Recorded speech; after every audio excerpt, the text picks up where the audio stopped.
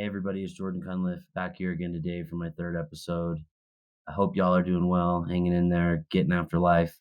Last week I talked a little bit about family relationships and the different dynamics that drug addiction creates, both from the addict's perspective and the people in their life, whether it's friends or family or whatever support system, what they go through in dealing with someone that's in active drug addiction, and also, kind of what they need as they enter early recovery.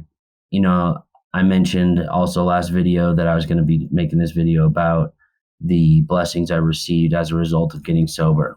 I'm 79 days sober today, which is a huge accomplishment. I never thought that I would be able to have 79 days clean.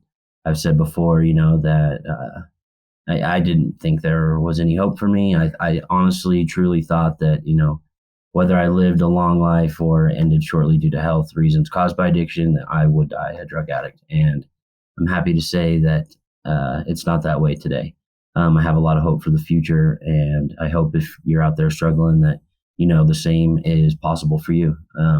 Takes some work. It takes a little bit of courage. And even though things may seem super dark right now, there is a better future out there for you. And I hope you know that. It just takes small steps, daily steps, just getting a little bit better and working at it a little bit more every day.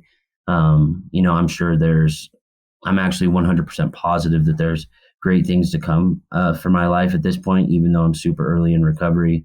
I'm not claiming I know everything, because I don't. I've got a lot to learn, but I know that I'm going to stay sober today. And the key is to take it one day at a time. And, I've had a lot of good things come my way as a result of getting sober. I'm going to talk about a couple today. As I mentioned last week, one of those things are the family and relationships and friendships that I'm able to kind of reestablish and be reconnected with the people that I love and really care about. And that really mean a lot to me. It's really easy to self-isolate in addiction and get caught up hanging around with people that, don't really care about you, but you think you're friends. You have this friendship or mutual relationship where, it's all centered around drugs. Can you get drugs for me? Can I get drugs for you? And those aren't healthy relationships. And it's not to say that those people are necessarily bad people, but they're also in active addiction, and which is a very selfish thing. And so they can't really be there for you either, the way that a real friend would. And addiction is very selfish. So, it may seem like they're your friends, but, a lot of times their selfish addiction kind of takes over for them as well. I've noticed that, since I've gotten sober, I haven't been hanging around any of the people that I used to. And, those people don't reach out to me. They're not wondering how I'm doing. And that's not to say it's that way with every case, but I know that I got away from the friends that really did care about me, and my family, who I know cares about me. And, since getting sober, I've been able to reestablish those relationships. I talk to my little sister every morning while I walk. I go for a walk right when I wake up, about 2.5 miles or so. And I talk to my sister for 45 minutes while I do that. And it's been really cool to be able to be part of her life again and know what's going on with her day to day, and have her be there to support me each and every morning. Those family relationships and support system are huge in early recovery. So, and it may not be, not all of your support system has to be your family or any of it necessarily. In my case, I'm lucky enough for that to be the situation, but I understand that there's situations out there where family can be toxic, and sometimes you need to find a group of friends, whether it's through meetings or just people that maybe have gone through something similar. But I really recommend that if you are getting into early recovery, you're thinking about getting into recovery, that you start seeking out those people that are going to be able to be there for you and be able to relate to what you're going through, because that's huge. You have to have somebody that can relate to what you're going through, so that there's a way that you can honestly express yourself and what you're going through without any judgment, and they totally get it. So yeah, my family and friends have been able to do that for me, and I'm really lucky and very blessed for that to be the case. The other thing that I wanted to mention, a couple things. The first thing is that I am on probation, and my probation reviews have gone much, much better ever since. They've gotten so good, that my probation officer is giving me UA vouchers, which means I don't have to spend my own money to take my UAs. I'm no longer on good terms, or I'm no longer on bad terms with her. I'm on great terms with her.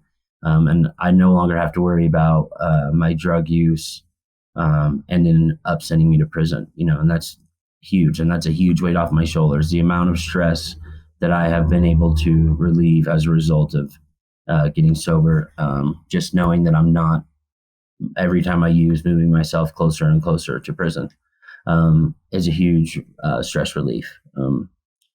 Then the last thing that I really wanted to mention, and it is a huge one, I'll be making more videos about these benefits that I've received as a result of getting sober in the future. But just the fact that I don't have any more shame, I used to just isolate myself and use and not really be connected to anybody. And the longer that I did that, the more I felt like a loser, and that, that I didn't fit in, that I was never going to be able to find a relationship again, intimate or just friendship. I got really down on myself. I started to think that if this is life, what's the point of life? And that I'm just a loser who's not doing anything with his life. Why am I even here? But it's not that way today. I can hold my head high. I don't feel like I'm lying and scheming my family anymore. I can have honest talks with them, and I just feel so much better about myself. I know that I'm going to go conquer the world. Like, all my dreams are alive again. All these things that I want to accomplish are possible again. And that's huge for your everyday mental health. When you're stuck in the world of drug addiction, and you just think, and you feel like a victim, and you feel like you can't do anything to help yourself, it sucks and it's dark. And I don't have that today. Today I feel positive and upbeat, and that I have a bright future. And I hope that, everybody out there, if they're struggling, no matter what they're going through, doesn't necessarily have to be addiction, but any hard time, their time will heal, as long as you're willing to take the steps necessary along the way, and those steps look a little bit different for everybody, but, there is a better, happier life out there for you, especially if you're in the throes of drug addiction, man. That's the darkest place you can be, and I just hope that all of you know that all your dreams are still possible, that you haven't run out of time. You're not going to be a loser forever. You just got to change a few things about your mentality.